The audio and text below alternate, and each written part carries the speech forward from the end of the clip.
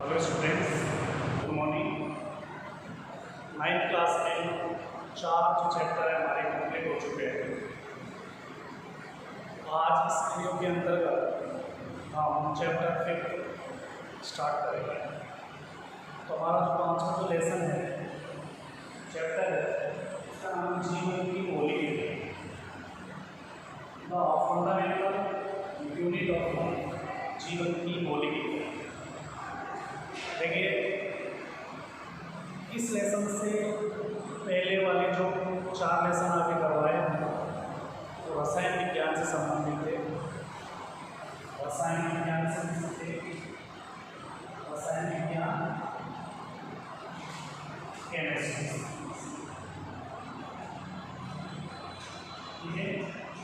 और आपको जो लेसन है चैप्टर 5 है 6 और 7, 5, 6 और 7 आपके 3 चैप्टर है। ये आपके जूलॉजी से संबंधित, जूलॉजी जी, ठीक है। तो यहाँ जूलॉजी जीव विज्ञान, इसके 2 पार्ट हैं। एक पार्ट होता है जो ये जूलॉजी में बायोलॉजी, बायोलॉजी जी, ठीक है। ये इसके 2 पार्ट है। एक बार आपने जूलॉजी, इसको बोलते हैं जंतु विज्ञान, जंतु विज्ञान, और दूसरा आपका बॉटनी, जो क्या है वनस्पति विज्ञान।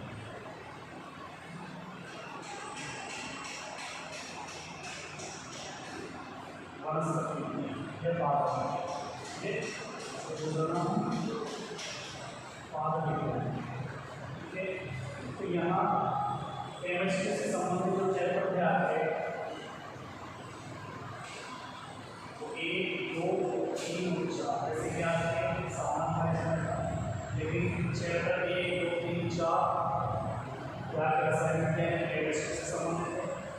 अब नेक्स्ट आपके चैप्टर 5 और 7 जो है बायोलॉजी से, जीव विज्ञान से। इसके 2 पार्ट है, जंतु विज्ञान, बायोलॉजी, जीव विज्ञान को भाग बांटते हैं, जूलॉजी, जंतु विज्ञान, और बॉटनी, वनस्पति या पादप, ठीक है। तो इस बायोलॉजी के अंतर्गत हम दोनों पादप से संबंधित और जंतु से संबंधित होते हैं, ठीक है। तो हमारा जो 5वां जो लेसन है चैप्टर, तो जीवन की मौलिक इकाई जीवन। सबसे पहले बात करते हैं कि जीवन जिनमें पाया जाता है वो सजीव। तो यानी यहाँ जो जीव है, देखिए सबसे पहले बात करते हैं सजीव और निर्जीव, सजीव और निर्जीव, सजीव और निर्जीव। सजीव और निर्जीव क्या होते हैं? देखिए, जिनमें सजीव है, जिनमें जीवन पाया जाता है,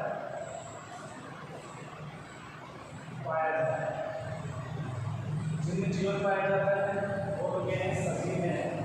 और जिनमें जीवन नहीं पाया जाता, जीवन नहीं पाया जाता, उनके हैं निर्जीव, ठीक है। जिनमें जीवन पाया जाता है तो सजीव, और जिनमें जीवन नहीं पाया जाता है निर्जीव। अब इनके अंदर हम अंतर देखें कि सजीव और निर्जीव के अंदर ये क्या करते हैं, सजीव श्वसन क्रिया करते हैं, श्वसन क्रिया करते हैं, ये श्वसन क्रिया नहीं करते, श्वसन क्रिया नहीं करते, ठीक है। दूसरे सजीव हैं, ये भोजन करते हैं, ये भोजन नहीं करते, ठीक है। ये आपके प्रजनन करते हैं, प्रजनन करते हैं, ये प्रजनन नहीं करते,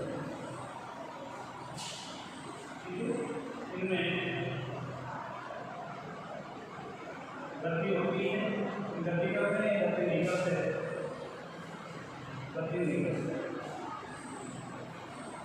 इनमें विकास में वृद्धि होता है, वृद्धि होती है, इनमें नहीं होती। इनमें उपापचय होती है, मेटाबॉलिज्म उपापचय की है, इनमें उपापचय क्रिया नहीं होती। तो ये सजीव और निर्जीव में। तो यहाँ चूंकि मैं बता रहा था कि सजीव जिनमें जीवन पाया जाता है, जीवन की मौलिक इकाई है। प्रत्येक जो सजीव है वो किससे, कोशिकाओं से मिलकर के बनता है। प्रत्येक सजीव का शरीर, चाहे वो सूक्ष्म से सूक्ष्म जीव हो, चाहे वो बड़ा से बड़ा जीव हो, प्रत्येक सजीव का जो शरीर है किससे मिलकर के बना होता है, कोशिकाओं से मिलकर बना होता है। तो यहाँ कोशिका देखिए, कोशिका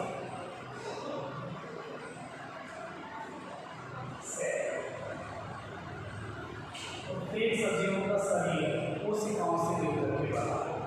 तो बात आती है कि ये कोशिकाओं सबसे पहले किसने देखा या कोशिका की खोज किसने की।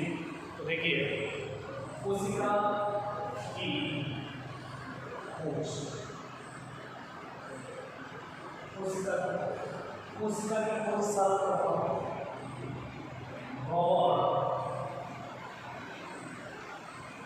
ने 1665 ईस्वी 1665 कोशिका की खोज की रॉबर्ट हुक ने 1665 ईस्वी में की। इन्होंने अब किस प्रकार से की या इन्होंने कैसे देखा, तो इन्होंने कार्प का एक पतली स्लेट की पतली कार की पतली जो कार है उसको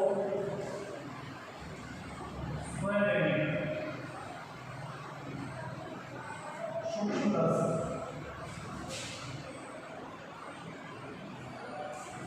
कार की पतली जो कार है उसको सूक्ष्मदर्शी में रख करके देखा।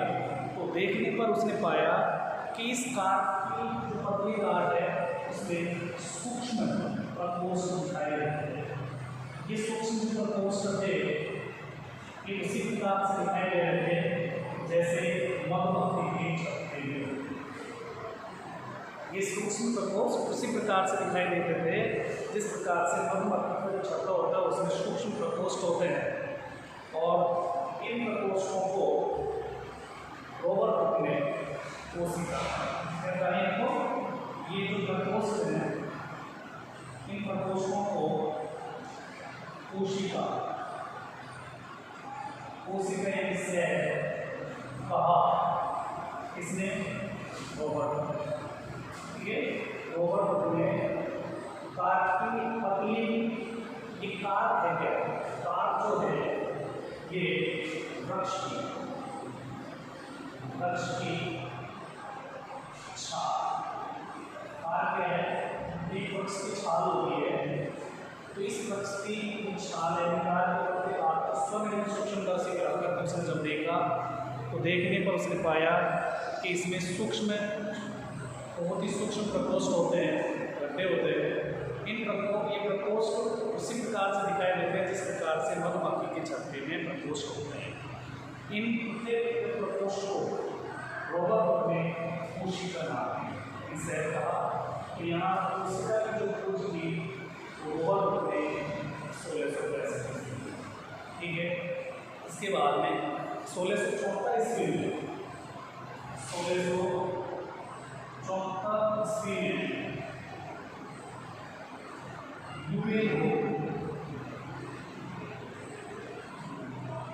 यूएनओ में 1674 ईस्वी में यूएनओ ने तालाब के जल में, तालाब का जो पानी था उसमें स्वतंत्र रूप से जीवित कोशिकाओं पर अध्ययन किया। यानी जीवित कोशिकाओं की जो खोज की वो किसी तालाब के पानी के अंदर स्वतंत्र रूप से किसी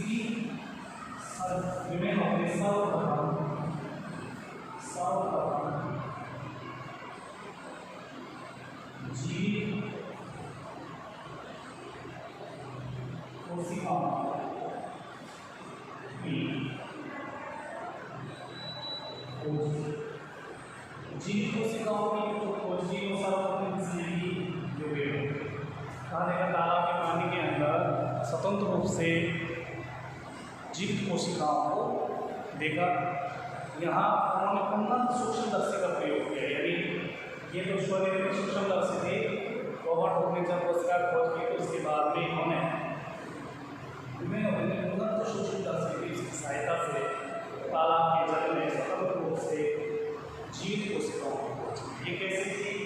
इन कोशिकाएं केवल उसकी छाल में देखे थे, अब देखिए बात आती है कि प्रत्येक सजीव का शरीर में पता है कोशिकाओं से मिलकर के बना हो, चाहे वो सूक्ष्म जीव हो, छोटे से छोटा सूक्ष्म जीव हो, चाहे विशालकाय या बड़े से बड़ा जीव हो, प्रत्येक सजीव का शरीर कोशिकाओं से मिलकर के बना होता है। ठीक है, तो यहाँ जो कोशिका जो होती है ये क्या है? कोशिका जीवों की संरचनात्मक, क्रियात्मक एवं आनुवांशिक इकाई है। कोशिका क्या है? जीवों की संरचनात्मक, क्रियात्मक एवं आनुवांशिक इकाई। अगर हम बात करें तो ये हमें कोशिका जो है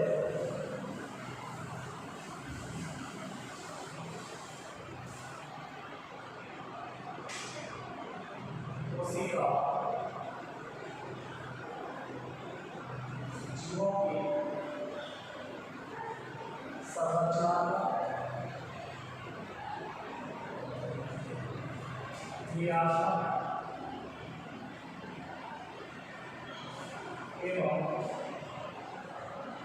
आनुवांशिक इकाई। आनुवांशिक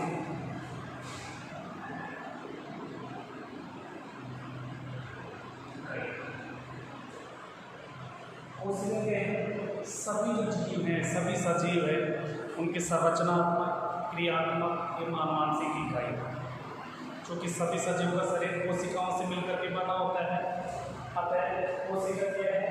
जीवों की संरचनात्मक इकाई। प्रत्येक सजीव का शरीर कोशिकाओं से निर्मित है, कोशिकाओं से मिलकर के बना होता है।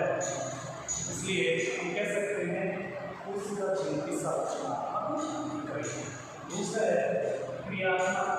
देखिए क्रियात्मक तो कोशिका जो होती है, कोशिका वो एक सभी कोशिकाओं का समूह, यानी कोशिकाएं जो मिलकर रहते हैं वो कोशिकाएं मिलकर इसका निर्माण करती हैं। कोशिकाएं जो है, कोशिकाएं मिलकर किसका निर्माण करती है? ऊतक का निर्माण करती है। ऊतक मिलकर के यानी दो या दो से के समूह जो होते हैं तो मिलकर किसका निर्माण करते हैं? अंग का। अंग मिलकर के किसका निर्माण करते हैं? तंत्र का। और तंत्र मिलकर के शरीर का निर्माण करते हैं। शरीर का निर्माण, शरीर का निर्माण करते हैं।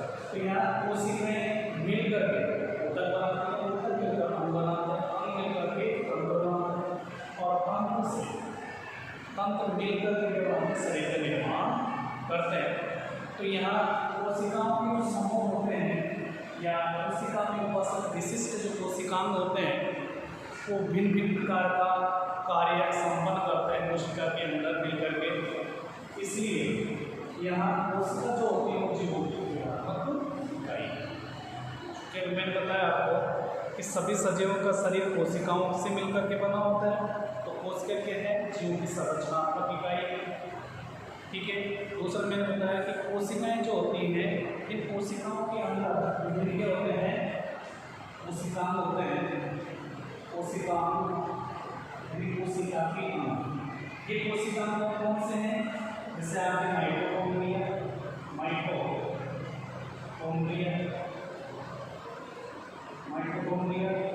गोल्जी है, गोंजिकाएं लाइसोसोम, लाइसोसोम अंतर जालिका, अंतर्वय जालिका, केंद्रक, तो इसमें राइबोसोम, राइबोसोम, राइबोसोम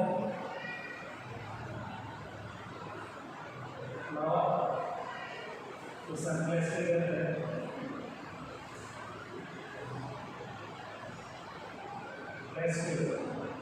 ये सभी जो मिलकर के कोशिका में है, क्या है कोशिका में, और ये कोशिका को मिलकर विभिन्न कार्य जो होते हैं वो संपादित करते हैं कोशिका के अंदर, इसलिए कोशिका जीव की क्रियात्मक इकाई।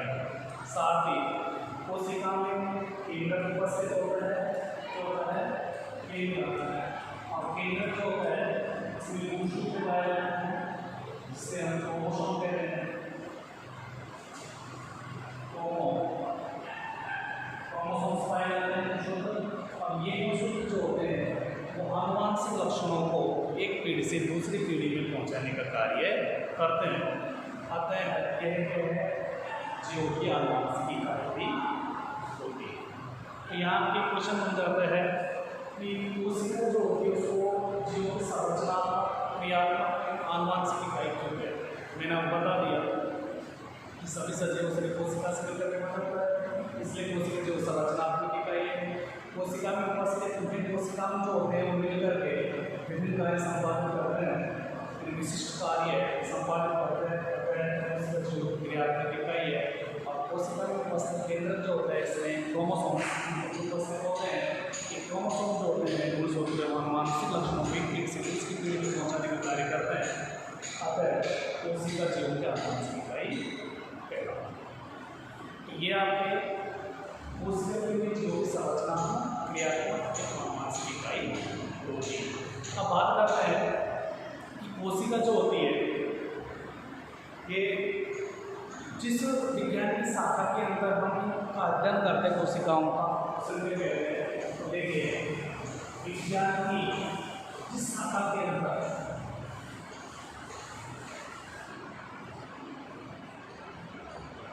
विज्ञान की जिस शाखा के अंतर्गत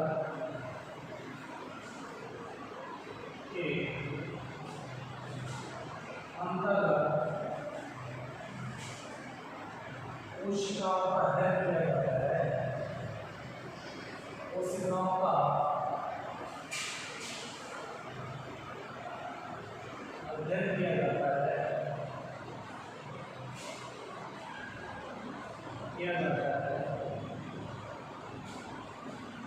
उसे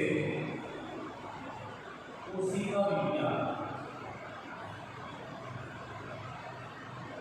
कोशिका विज्ञान, और इसी को हम बोलते हैं साइटोलॉजी। कोशिका विज्ञान साइटोलॉजी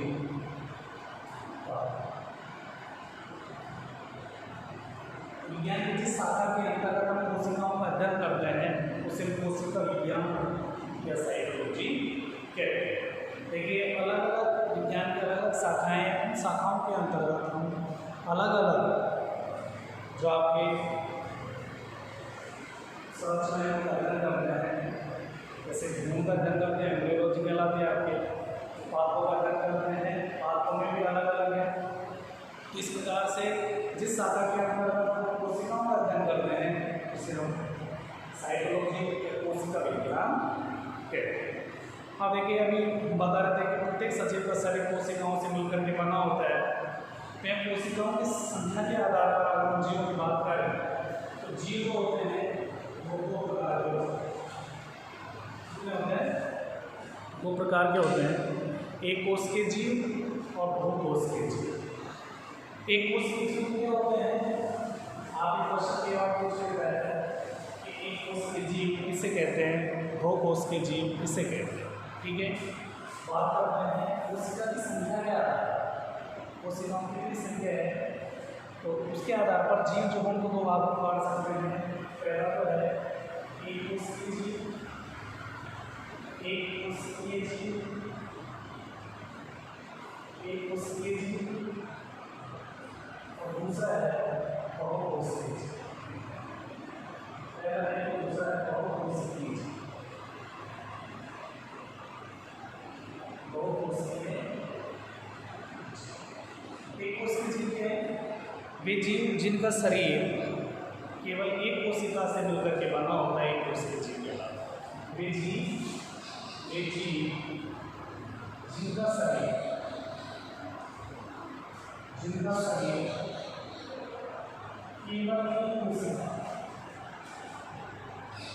एक कोशिका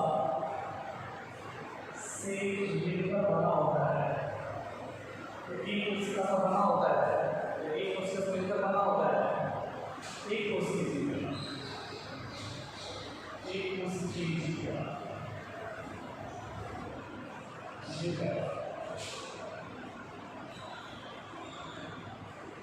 एक जीव जिनका शरीर एक कोशिका से मिलकर के बना होता है, एक कोशिका का बना होता है, क्या कहलाते हैं? एक कोशिकीय जीव कहलाते हैं।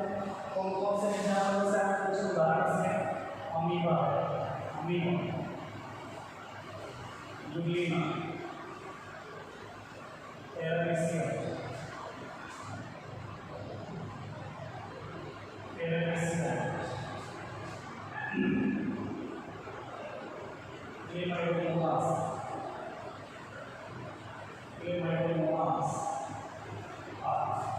ये क्या है? एक कोशिकीय जीव है। उदाहरण के बाद पूछ लेता है, एक कोशिकीय जीवों के दो उदाहरण बताइए। अमीबा है, यूग्लिना है, पैरामीशियम, क्लेमाइडोमोनास। एक कोशिकीय जीव है जिनका शरीर एक कोशिका से मिलकर के बना होता है। अब देखिए, इनका शरीर केवल एक कोशिका से मिलकर के बना होता है, तो यहाँ केवल जो कोशिका केवल एक कोशिका उसके माध्यम से सभी कार्य जो होते हैं संपन्न होते हैं। ठीक है, एक कोशिका क्या करती है? सभी कार्य, पाचन भी वही करेंगे इसमें, एक कोशिका के माध्यम से ही होगा। भोजन ग्रहण करना, पाचन करना, उत्सर्जन करना, श्वसन करना, ये जितनी भी प्रक्रियाएं हुई केवल एक कोशिका के माध्यम से ही संपन्न होती है। ठीक है, दूसरी बात करें तो कोशिकीय जीव, वे जीव जिनका शरीर दो या दो से अधिक कोशिकाओं से, दो या दो से अधिक कोशिकाओं से मिलकर के बना होता है, कोशिकाओं से मिलकर बना होता है, मिलकर बना होता है, वे जीव जिनका शरीर दो या दो से अधिक कोशिकाओं से मिलकर बना होता है वो कोशिकीय जीव कहलाते हैं। जैसे मानव है, कुत्ता,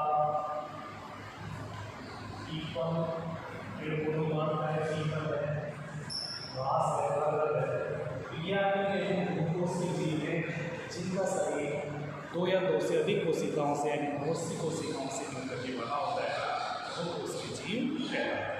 अब बात करते हैं कि ये बहुकोशिकीय जीव है, ये एक कोशिकीय जीव है, बेसिकली एक कोशिका के माध्यम से सभी कार्य होते हैं। तो ये मानव की हम बात करें तो बहुकोशिकीय जीव है, यहाँ बहुत सारी कोशिकाएं होती है और कोशिकाएं मिल करके ऊतक बनाती हैं, ऊतक मिल करके अंग बनाते हैं, अंग मिल करके तंत्र बनाते हैं और तंत्र मिल करके शरीर का निर्माण करते हैं। इस प्रकार से मानव शरीर में भिन्न भिन्न जो तंत्र है वो भिन्न भिन्न कार्य करते हैं। जैसे अगर हम बात करें पाचन तंत्र है, पाचन तंत्र, श्वसन तंत्र, प्रजनन तंत्र, उत्सर्जन तंत्र, तंत्रिका तंत्र, ये सभी जो तंत्र हैं मिलकर क्या करते हैं? मानव शरीर का निर्माण करते हैं। तो अलग अलग पाचन तंत्र पाचन से संबंधित होगा, भोजन जाएगा, भोजन का पाचन होगा। ठीक है, विभिन्न प्रकार के अंग मिलकर के तंत्र का निर्माण है। इसी प्रकार श्वसन की हम बात करें तो श्वसन तंत्र जो है वो भिन्न भिन्न अंगों से मिलकर के बना होता है। इसमें हमारे जैसे नाक है, मुंह है, फिर आपके श्वास नली है, फिर आपके श्वसनी है, फेफड़े, ये सभी अंग मिलकर के किसका निर्माण करते हैं? श्वसन तंत्र का निर्माण करते हैं। ऐसे पाचन तंत्र से होंगे, जैसे आप मुख है, फिर ग्रसनी हो जाएगा, ग्रसनी, ग्रासनली, फिर आपके आमाशय, फिर यकृत, छोटी आंत, बड़ी आंत, इस सभी अंग जो है मिलकर के पाचन तंत्र का निर्माण करते हैं। इसी प्रकार प्रजनन तंत्र में, प्रजनन तंत्र जो है अलग अलग प्रजनन तंत्र और मादा प्रजनन तंत्र मिलकर के प्रजनन तंत्र का निर्माण करते हैं। अलग अलग होते दोनों में, और इसमें विभिन्न अंग जो है मिलकर के दोनों अलग अलग तंत्र है, प्रजनन तंत्र और मादा जनन तंत्र का निर्माण करते हैं। इसी प्रकार उत्सर्जन तंत्र, उत्सर्जन तंत्र होता है अवशिष्ट पदार्थों को बाहर निकालने वाला, यहाँ किडनी है, मूत्रवाहिनी है, मूत्राशय, ये मिलकर के किसका निर्माण करते हैं, उत्सर्जन तंत्र का निर्माण करते हैं। विभिन्न तंत्रिकाएँ हैं मिलकर के तंत्रिका तंत्र का निर्माण करते हैं। तो ये सभी तंत्र मिलकर के, क्योंकि अलग अलग कार्य करते हैं सभी, और अलग अलग कार्य करने के बाद इसमें जो कोशिकाएँ होती है, बहुत सारी कोशिकाएँ मिलकर के बनाएंगे, मिलकर के तंत्र बनाएंगे, और अंगों से मिलकर के जो तंत्र बने, इस प्रकार से विशिष्ट कार्य करते हैं, अलग अलग कार्य करते हैं। एक कोशिका के माध्यम से ही पाचन है, श्वसन है, प्रजनन है, सभी प्रक्रिया एक कोशिका के माध्यम से संपन्न होती है। तो ये आगे एक कोशिका और दो कोशिका जीव कोशिका से क्या, ठीक है। नेक्स्ट है इसमें, नेक्स्ट आता है इसमें कोशिका सिद्धांत। कोशिका सिद्धांत क्या है और कोशिका सिद्धांत किसने दिए? देखिए, कोशिका से संबंधित कई सिद्धांत दिए गए। कोशिका सिद्धांत सर्वप्रथम ने 1838-39 ईस्वी में कोशिका सिद्धांत से दिया। सर्वप्रथम कोशिका सिद्धांत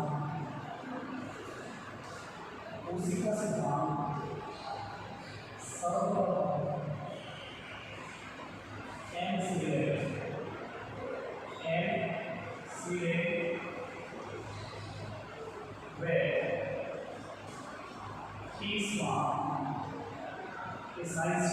साइंटिस्ट है दोनों, इसने दिया कोशिका सिद्धांत दिया तो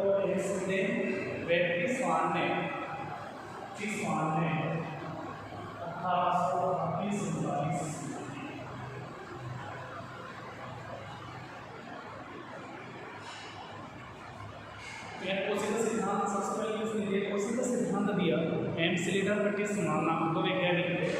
दो वैज्ञानिकों ने 1838-39 ईस्वी में कोशिका सिद्धांत दिया। अब बात आती है कि ये कोशिका सिद्धांत है क्या? कोशिका सिद्धांत क्या है? दिया किसने? एम सिलीडर पेटिसमान ने कब दिया? 1838-39 ईस्वी में। है क्या कोशिका सिद्धांत क्या है? आप क्वेश्चन पूछ लें कि कोशिका सिद्धांत क्या है, तो एम सिलीडर पेटिसमान ने बताया सभी सजीवों का शरीर कोशिकाओं से मिलकर के बना होता है। सभी कोशिकाएं, सभी सजीवों का शरीर कोशिकाओं से निर्मित होता है। तो इसमें इस सिद्धांत के अनुसार कह सकते हैं, इस सिद्धांत के अनुसार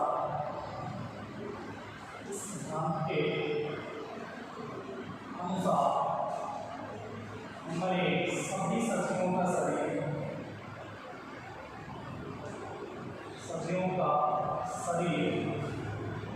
कोशिकाओं से निर्मित होता है।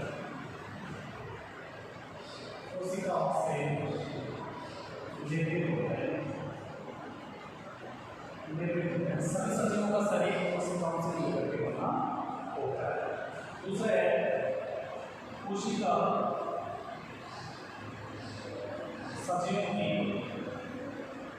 सजीवों की संरचनात्मक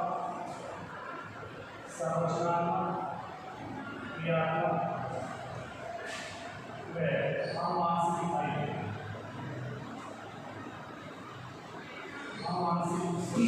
इकाई होती है। कोशिका सजीव संरचनात्मक क्रियात्मक व आनुवांशिक इकाई होती है।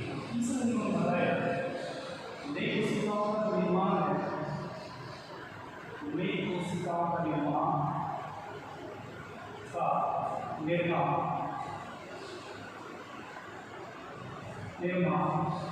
पूर्ववर्ती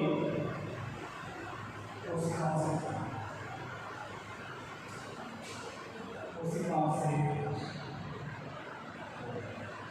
नई कोशिकाओं का निर्माण पूर्ववर्ती कोशिकाओं से होता है। ये आपके कोशिका सिद्धांत के बिंदु हैं। कोशिका सिद्धांत क्या है?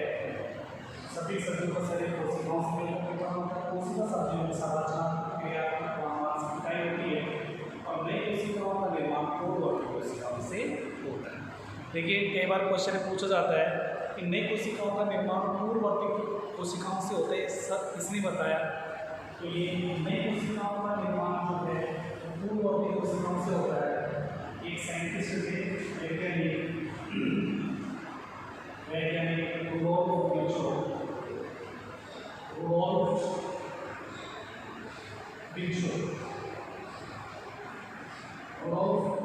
एक साइंटिस्ट थे। उन्होंने बताया कि नई कोशिकाओं का निर्माण पूर्ववर्ती कोशिकाओं से होता है। ये सर्वप्रथम किसने बताया?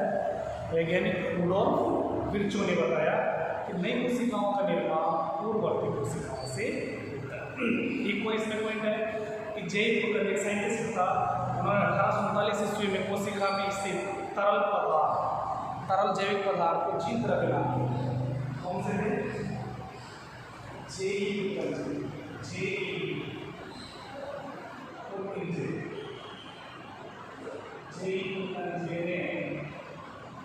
कोशिका में स्थित तरल जैविक पदार्थ को क्या नाम दिया?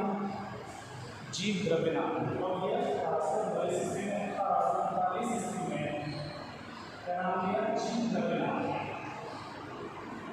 कोशिका में स्थित तरल जैविक पदार्थ है, उसको क्या नाम दिया? उसने जीव द्रव्य नाम दिया। जीव द्रव्य नाम किसने दिया?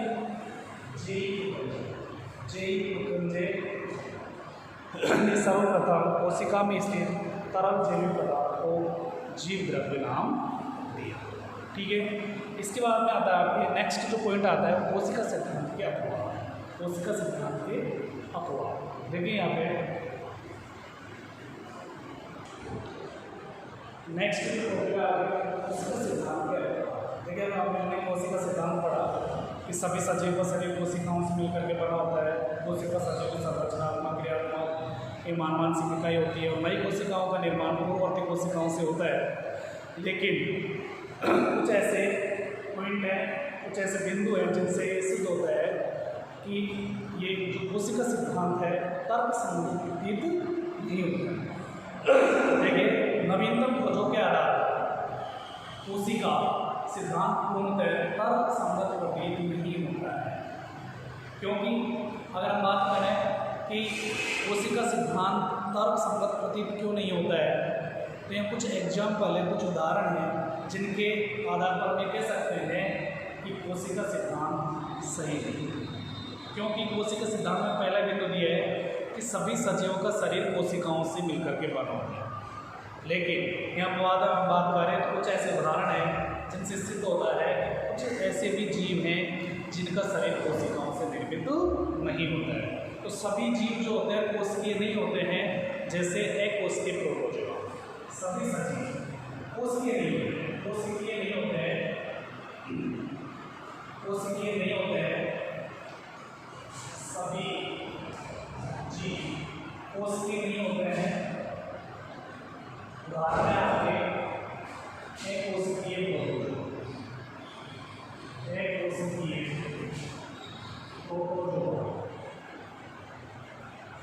पहला पॉइंट है आपके सभी सजीव कोशिकाओं से निर्मित होते हैं, लेकिन यहाँ उदाहरण है आपके कोशिकीय जो प्रोटोजोआ जो होते हैं कोशिकीय नहीं होते हैं।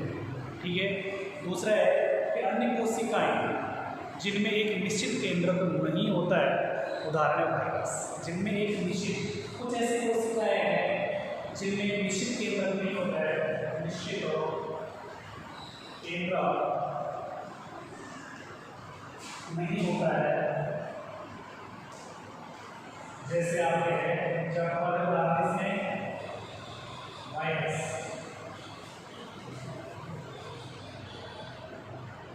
जो है इसमें निश्चित केंद्रक नहीं होता है। तीसरा जो पॉइंट है इसमें आपको बताया है कि कुछ जीवों में केंद्रीय के पदार्थ के चारों ओर केंद्रीय झिल्ली का भाव होता है। कुछ ऐसे जीव होते हैं जिनमें केंद्र के जो पदार्थ होते हैं उनकी चारों केंद्र की झिल्ली होती है।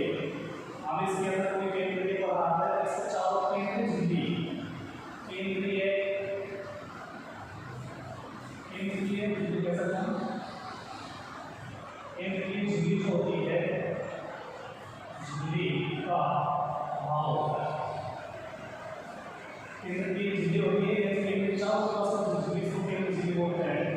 तो केंद्रीय झिल्ली का अभाव होता है, इसके केंद्र झिल्ली नहीं पाई जाती है।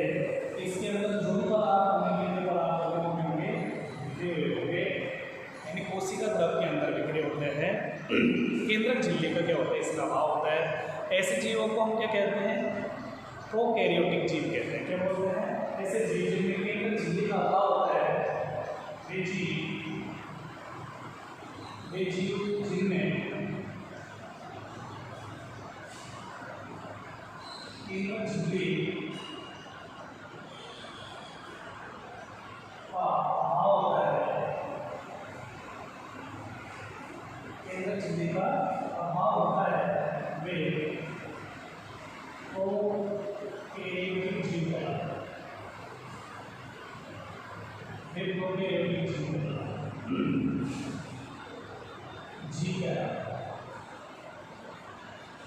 वे जीव जिनमें केंद्रक झिल्ली का अभाव है। कोशिका के अंदर जो कोशिकांग है, सॉरी केंद्रीय जो पदार्थ होते हैं केंद्रक झिल्ली के अंदर के होते हैं, बंद होते हैं। वे जीव जिनमें केंद्रक झिल्ली का अभाव होता है क्या कहलाते हैं, प्रोकैरियोटिक जीव कहलाते हैं। तो यहाँ पे मैंने बताया कि कुछ ऐसे जीवों में केंद्र के पदार्थों के चारों ओर केंद्रक झिल्ली नहीं पाई जाती है, तथा केंद्र के पदार्थ होते हैं कोशिका द्रव में क्या होते हैं, फैले होते हैं। ये ऐसे जीवों को हम क्या कहते हैं, प्रोकैरियोटिक जीव कहते हैं। तो ये अपवाद है, इसका कोशिका सिद्धांत का अपवाद है। जब उसने बताया कि अधिकतर जो जीव होते हैं उनमें केंद्रक झिल्ली स्थित होती है, जिसके अंदर केंद्र के पदार्थ पाया जाता है। तो ये जैसे इसका अगर उदाहरण देखें प्रोकैरियोटिक जीव का, यहाँ पे हो जाएगा जीवाणु है, इसका जो एग्जाम्पल होगा तो इसमें जीवाणु, बैक्टीरिया, जीवाणु, नीलहरित शैवाल, ये है आपके जिनमें प्रोकैरियोटिक जीव है, जिनमें केंद्रक झिल्ली नहीं पाई जाती है।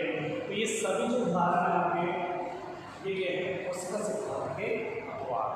ठीक है, इसके बाद में आता है कोशिका का अमाप या आकार।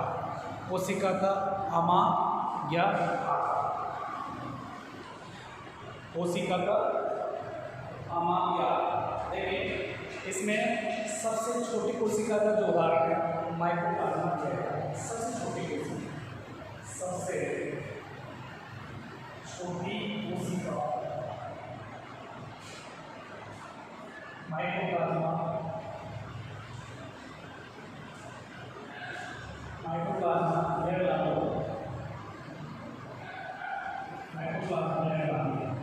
सबसे छोटी कोशिका का उदाहरण क्या है, माइकोप्लाज्मा लेयर सबसे छोटी कोशिका का उदाहरण है।